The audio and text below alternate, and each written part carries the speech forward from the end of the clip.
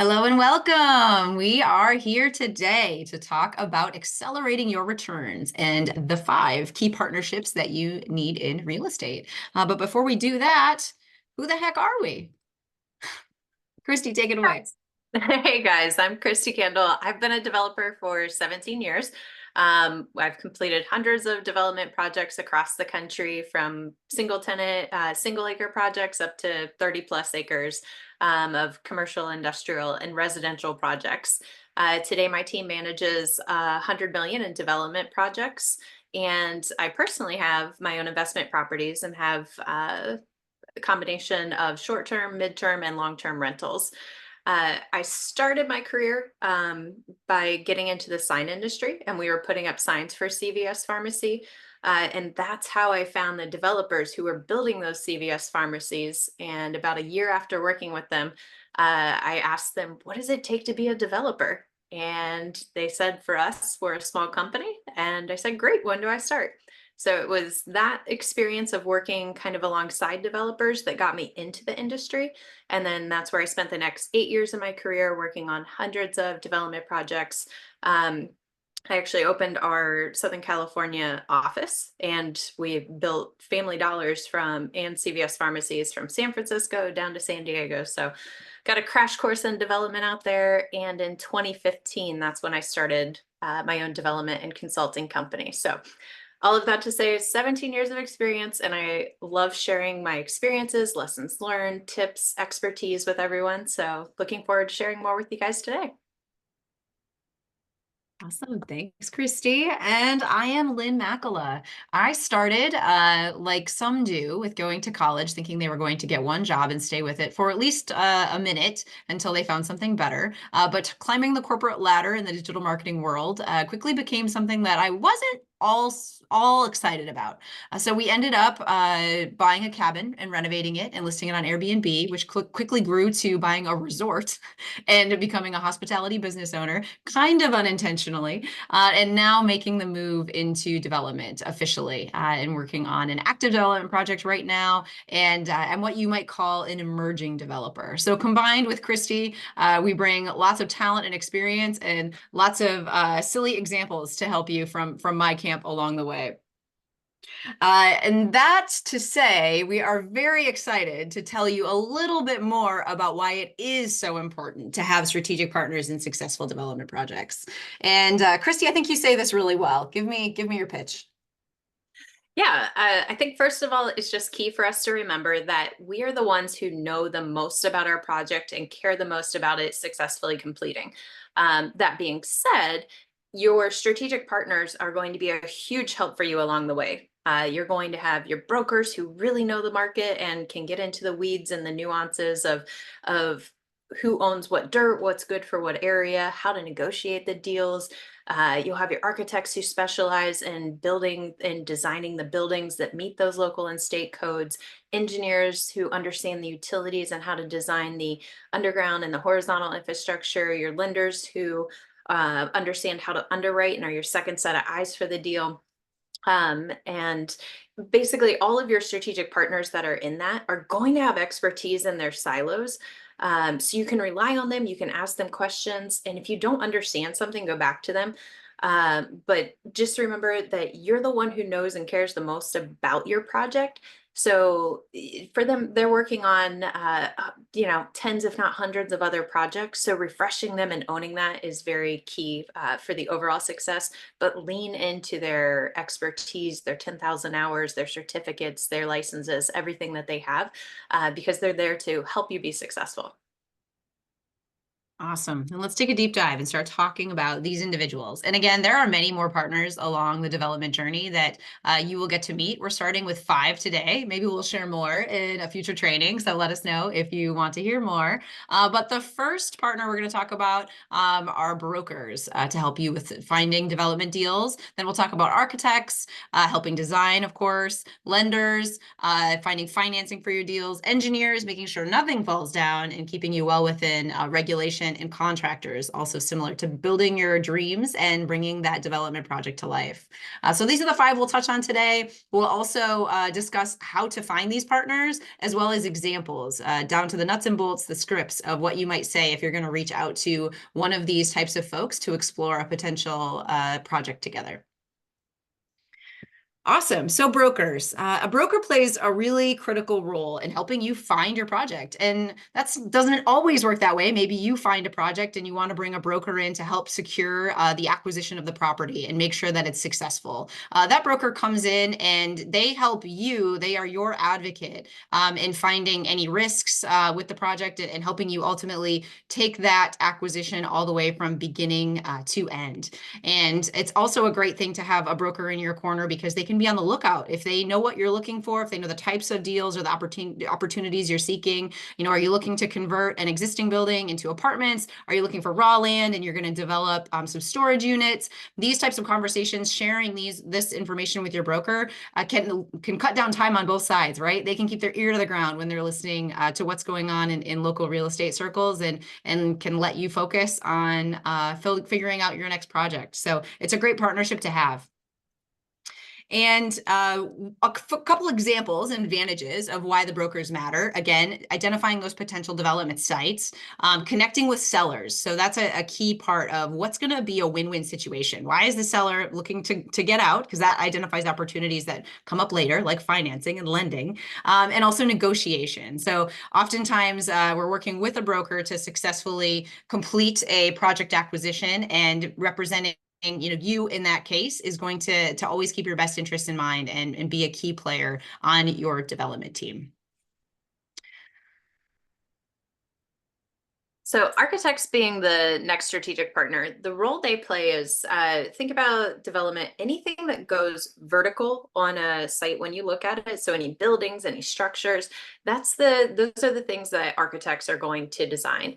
They're also going to be probably one of the first consultants that you hire for your team to help you come up with an initial site plan to make sure your project works, and then to design your buildings and different elevations for the city entitlement process. Architects are going to help you make your vision. So you're going to have something in your head, you're going to have these ideas, and they're going to put it on paper and make it come to life to where it meets the codes, but it also meets the design and the creativeness that you want to bring to the deal. They're great for, bringing your vision to life. They're going to collaborate with you. And the great thing about working with an architect is you're going to have all these ideas, or what if this, what if that. They're going to help you take the things that probably won't work, and they'll say, let's not do those, but yes, these couple things that will work great. Here's how we've done it in other ways, and bring that in. They're also going to be up to speed on what the latest technology is, if there are LEED certifications or things for being green or energy efficiency, and they'll be able to put those in. An example, in California, you no longer can bring gas into residential projects. So they have all of the electric appliances that they know that they can design and spec for the buildings. And then they make sure overall that throughout the design process and construction, that the plans are designed to code, but then also that the contractor is building per the plan and up to code specs. And Kristi, you bring up a really good point. Architects being hired as part of your planning process. A broker on the last slide actually gets paid as part of the transaction. So technically, you're typically not exchanging money with them or creating a formal contract other than the one to broker the deal. So that takes care of how that transaction, how that person gets paid, how that partner plays. Awesome. And lenders also paid as part of the transaction cost. They play a critical role in helping you figure out financing. And that's not to say there aren't very creative ways to work with lenders. There are examples in my current project, we're doing seller financing. So we're actually being able to employ some of the seller's goodwill and his desire to not take a huge tax hit by creating a longer term loan that sits in second position after our lender has first position on our mortgage. So lenders can can be helpful in trying to figure out risks and mitigate them, and also help make sure that your numbers work, right? At the end of the day, they don't want to have an unsuccessful project. So your lender is going to help you review that information and make sure it is essential for your successful funding. And again, structuring repayment plans, there's opportunities to negotiate in all sorts of lender transactions. So knowing that and being ready to have a conversation around what 12 months no interest could look like for your project. Or if you're in a position where you're doing seller financing, how that will impact your payments over time, how many years you can get your loan term for, and advising on long-term planning generally for the project. Your lender is also going to be great if you're looking to do multiple developments. They'll have a bigger picture of your overall scope and be able to figure out if you can use collateral from another project to support a new project. So having a great lender partner is a key piece of your development team. Okay, so you know how we said architects do everything vertical? Your civil engineers are going to do everything horizontal. So for those of you who might be doing a remodel of an existing site, you might need to use a civil engineer to upgrade any utilities into the project, but you wouldn't use them that much. Whereas in new construction, you would utilize the civil engineer and their skills to design the new utility services into the project for water, power, gas, sewer, telecom. They would design your parking lots, your landscape, your do all the grading. So civil engineers are very key for all the stuff you can't see. And their ability to work hand in hand with the architect and the contractor is very key. One of the key things with an engineer that they do is they help with the feasibility and capacity studies. So when you're developing raw land, that land has never used water, sewer, gas, those other infrastructure. They've also never used the roads that are there. So what they do is they do those feasibility and capacity studies to see if you can actually get water and extend water to your project site. I did have a project, a 5-acre project, in Palmdale, California, where uh, by the time we ended up getting involved in that, they had not figured out how to get water. And the contractor was telling the developer that, hey, we can't get water to the site. The water company is telling us they can't deliver it. They don't have it. So it took us probably about a year to figure that one out and $750,000 to be able to get the rights to get water. That's an extreme situation, but there are smaller examples where maybe the water line is undersized and it's only 6 inches in front of your property. And for you to do your project, you have to update a water main that is, thousands of feet long and take it from 6 inches to 8 inches or larger. So those are all things where civil engineers can help save you up front in the planning phases if you ask the questions and engage them early in the process. So they will then help you design those critical infrastructure systems. We've had other projects where maybe you have your property and everything looks good on site, but then the road in front of your property is pretty run down. The city will probably try to make it a condition that you redo the road, which can happen, but there's a dollar amount associated with that. And if that cost of redoing a road or redoing a lane on a road is too much that it breaks your deal, you want to know that early in the process rather than later. And part of the reason they would make you redo the road is that you're going to add more trips to the property, which means more cars are going to be driving on that road because of what you're putting there. So because you're adding the burden, then they can ask you to do different things to help with the infrastructure. And those are all things that you can, by engaging your strategic partners early, you don't have to know to look out for those. If you get the right partners, they're going to help you go, oh yeah, we should ask about this or check this out. And then the last thing with engineers is they also oversee the design and the construction process. So they'll make sure that the permit plans are designed to meet the local ordinances and all the code requirements and utility, but then they'll also oversee the contractor to make sure that they're building per plan and per design. Awesome. And finally, we're going to talk about contractors. We've all worked with a contractor before. We know that they are responsible for physically building or altering the structure that you are looking to develop. And they are critical to have on your team because they can manage all aspects of the construction process, dirt work, site preparation, like Kristi said, following the permitting plans and the guides that the engineer has established. The contractor uses those plans to bring your vision to life. And in general, they're also responsible for managing operations. There's a lot that goes on a construction site, from different subcontractors, having a general contractor managing multiple subs, bringing in your electrical, making sure that your HVAC is installed at the right time before the drywall goes in. All of those details have to be in line and brought into perfect orchestration by your contractor. So ensuring that construction quality and timeliness is a key goal of any contractor. And we've all worked with contractors. We may have all had a bad experience, and we find that, being upfront, working with the team that is going to help you do the best that you can to deliver on time and quality work is going to save you headaches in the long run. So taking your time to interview multiples, especially for the general contractor position for your project, is a real big part of ensuring success for your overall development vision.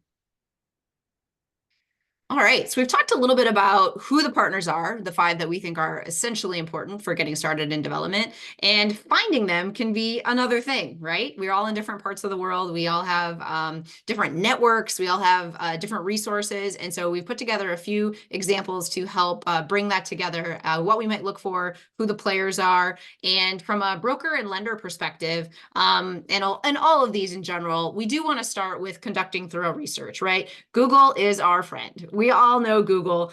It's oftentimes not enough, but it's a great starting place to get reviews, to see any feedback that's gone online about a particular broker or a lender, and use it as a first line of understanding the opportunities within your partnerships. It's also relevant to consider regional players. So maybe you have a local focus, and you've got a lot of local potential. It might be helpful to interview someone that's maybe from a little larger bank in a lender example, and see if a regional approach could offer you different financing terms or help you get better benefits from working with one versus the other. Lenders in general are going to be responsible for helping you find those stabilized loans, and you can look for individuals that have experience working with developers, and that's a key part. Finding someone that is experienced with developers is very different than finding someone who's experienced with residential mortgages. So thinking about those aspects, and we've included some scripts and examples for you to follow, so that'll be really easy for you, but take it from us, you'll definitely want to do what you can to vet these partners, have these conversations, share as much about your project as you're able to at the time, even if there's a lot of variables, because they'll ultimately understand the bigger picture. And also finding partners that are aligned with your goals. For example, if you're very interested in sustainable design and development, there are certifications, there are different organizations that really lean into those parameters, and seeking the directories on their websites, or talking to examples that are in your city already of great design or sustainable design, and seeing who did that, really getting your boots on the ground and finding those people just by looking around at what's in your area can lead you to some of the best partners you might ever have. Yeah, and I'll add in one more because we always say, hey, let's Google it. Just one more tip for you guys. If you go to perplexity.ai, that is, I almost use Google and perplexity.ai the same amount. Perplexity, if you type in one example for that, I wanted to put epoxy on my garage concrete floors, and this all happened within 2.5 minutes. I put in perplexity.ai, epoxy contractors in Fort Myers Beach, Florida, highest ratings or something like that. It came back with results, and I created a template email to say, okay, here's exactly, like, here's the square footage, here's this, send me a price. Shot that out through their website lists and had responses back from 5 of those vendors within 30 seconds from the time it was submitted, their auto replies. And that was on a Sunday. By Monday at noon, I had bids back from 4 of the 5, and by the end of the day, Monday, all 5. So perplexity.ai is another one to use, but Google, for the reviews and everything, both, I would use both in trying to find people as well. Great call out. Well, can you tell us about finding architects, engineers, and others? So when it comes to architects, again, once you find them. So we had a project in Largo where we were working with a property owner, and he was willing to do a joint venture deal, a JV deal with us, where if he brought the dirt, we could develop the property. He had more of a rundown commercial center for tenants, and wanted to turn that into either apartments, condos, townhomes, something like that. So we knew the first thing was we got the city zoning, and then we needed an architect to design and say, okay, you've got this lot, it's this size, here's the setbacks. How do we do that? So how many units can we fit so we can see if the underwriting actually works? So we went out and we were talking to a handful of different architects that we found, and basically got it down to two. One just was so super busy, he wanted to charge us 25 or 3,500 just to draw up a site plan. The other one, we knew he was our guy when he said, yeah, hang on, let me look at it real quick. He takes out a piece of paper and says, okay, it's this many acres. You have a general rule of thumb that you can fit X amount of townhomes on this many acres, and since it's this size, we're going to have to take away 5 of those. And then he did the same exercise for apartments, and through that we were able to see that while the city would have allowed us, say, 50 units, the site only allowed us to put in 20 to 25 units, and that deal didn't work. So instead of spending the cost of the other architect and going, we were able to find the right person who is familiar enough and not too busy, who was able to quickly kick out those results for us, so we didn't have to spend that money to know that the deal was not going to work. So that was a pretty cool example of architects and not spending money and having dead deal costs. Um, Civil engineers, same way. We had actually, I was on a call last week, and there was someone who owned a piece of commercial property, and he was trying to figure out how does he get water to his site, because the current water line in the street was not large enough. And we had tossed around different ideas. His engineers that he had were, they were good, but they weren't helping him get over this hurdle. And through all of that, it was, hey, well, there was a site that was, a little bit south of his, and there was a development that put in some housing, and they didn't have to upsize the water main. So we went in and he dug up and saw who the engineer was for that project. Now he's in touch with them, and now he's getting a little bit further on that project, because he found someone who already developed, who already found a way to move a project forward without upsizing the water main. And to be determined if the same methodology works for his. But finding that local guy and the company who's able to be creative, and help you get over hurdles is key.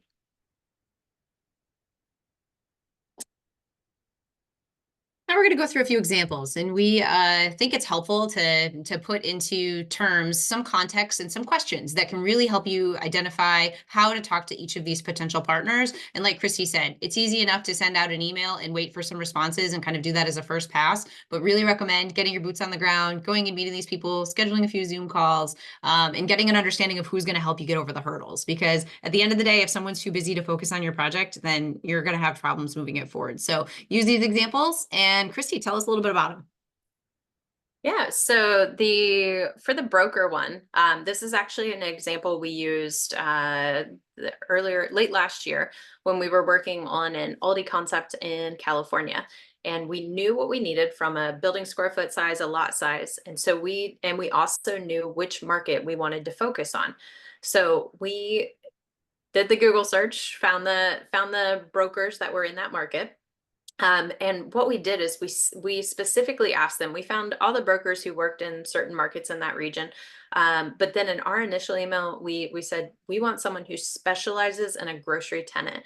And through that, we were able to weed out people who are like, oh, well, we do industrial, but we do everything. And maybe we're able to take a list of 10 in each market and knock that down to 3 who were able to say, oh yeah, we work on these major grocery stores, or we work on these programs. The reason that's so key is the further you get along in these projects, the brokers who understand the exact type of tenant in that case, they understand the type of market studies that they need. They understand the type of income that the rooftops need to have in that immediate area.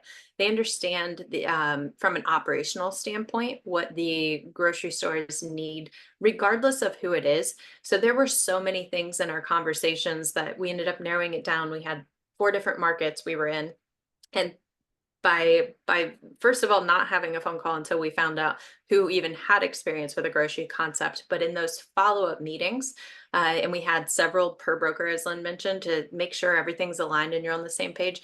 Through those, we were able to figure out, oh, that's our group we're going with in each market. It became very clear the more we dialed into that. So yeah, so those are good ways to kind of, these are initial intro questions, but just really take a deep dive and make sure it's the right partner for you. Because the thing to remember with development is that these are long projects. A project could take you 1 to 3 years. So you want to make sure that the people you're working with, one, you like, and two, are very knowledgeable and have the expertise. Then when it comes to lenders, Lynn, actually, you have some really good examples on your project and how you went from one to another, if you want to share that one. Yeah, on lenders, it's always helpful to get multiple perspectives, right? You've got different banks that are capable of doing different types of deals. Some might have a budget of, we can never go over $1 million for a development project versus we can go to $100 million. So it's really important to quickly assess, and that can be done through an example like this email here. Could you share details about your bank's lending criteria? This helped us get a quick understanding of who might be interested in our project, and we were able to then give them enough information to get 2 different term sheets.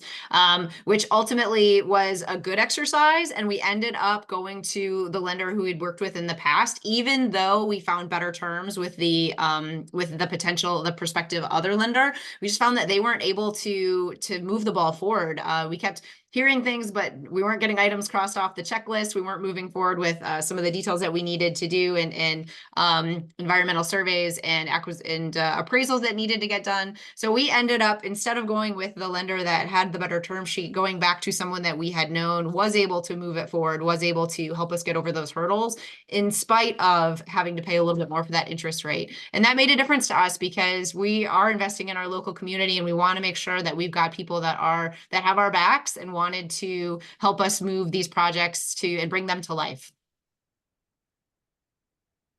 Awesome. And on the civil engineer, we kind of touched on how to find the local guy. One thing I would say on civil engineers in general is making sure that you find the right one that specializes in the type of work for your project as well. If you are developing, if you're doing subdivisions and you're taking, say, 25 plus acres and you're dividing that up, and so you're doing parcel maps, and maybe you're doing the master infrastructure for an overall development, that might be a different type of civil engineer than one that you might get for a smaller project. So just making sure that they specialize, and while again they're all licensed, they can do it all, but think about it just like anything that you're doing in life. Even if you're investing in residential and you're doing burrs but you're not doing flips, or you're doing those different concepts, you can't be the expert at everything. So just make sure when you're vetting all of your strategic partners that they're aligned with you, and that they're where they spend most of their time throughout the week and on their projects is similar to the type of project that you're doing. Because then that way that'll be familiar to them, it'll cost less, and things will move along faster. And finally, contractors, right? We've all had that opportunity. There's maybe more contractors than there are of any of these other partners out there. And there's, again, that opportunity to find a contractor that didn't work out the way that you hoped. So we've all been there. So one thing that you can do, in addition to asking for references, and that's a huge part of just understanding who they've worked with in the past, how that relationship has gone, from that reference perspective, and being able to possibly consider multiple, contractors at a time, because we have some examples where someone has started a project and they've had all intense earnesty to complete it, but for some reason something personal happened and they could not. So it's always helpful to get an understanding of that contractor, what their priorities are, if they've been completing successful projects on time and have a history and track record of doing that. And then also just investing in what kind of projects they like. That's one tactic that we've taken with our contractor. We have walked him through some sketchy homes. And we're like, hey, what if we demolish part of this and we put a duplex, another wall in here and make it a duplex? And he came up to us and he's like, I've been doing home renovation for a long time. And he's like, I can do it. It's just, it's not what I'm excited about anymore. And that was really critical information, because when we found another project and we took him to the building, he said, this is the nicest project you've ever taken me to. And that made a difference. He was more invested from the start, as opposed to walking through, and maybe we all would be walking through a really scary basement. But I think there's some people at different phases of their life and their professional career that they're like, yeah, take me to the grimy basement. I can figure this out. And our contractor, who we liked to work with, was ready for something else. And we were able to work with him and move that project forward. So it's worth the time to figure out what makes a person excited, what lights them up, and then put that in your memory bank, or on paper in your Google Notes, of what type of projects might be better for a particular type of contractor than others.